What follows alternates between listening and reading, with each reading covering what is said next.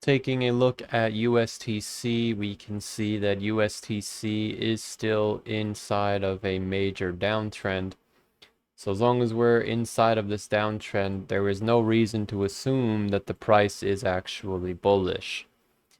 One would speculate that each time USTC has come to this zone, it has been accumulated before a reversal. However, because we don't actually have a breakout, there's no confirmation that it is a reversal. So what we can do is take our fib from this high all the way down to the low, and we can see that USTC has a 382 retracement resistance right on top of the downtrend. So one would make the case that as long as USTC is below 1.9 cents, there is no reason to assume that it is bullish.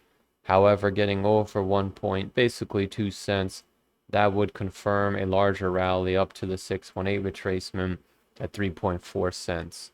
So as long as LS or USTC is below 1.9 cents, we could say that the price is either going to continue to go sideways or the price is going to go down. Now, in the event that it ends up breaking down, a backtest of the low is very much possible as long as you're below 2 cents.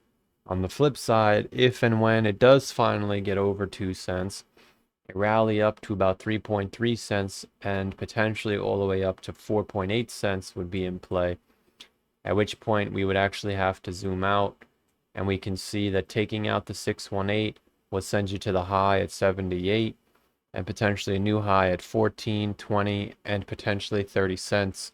However, these higher prices are not worth looking at until we break out of this downtrend and the 618, and personally I think the 382, before we could start saying we're going to 30 cents.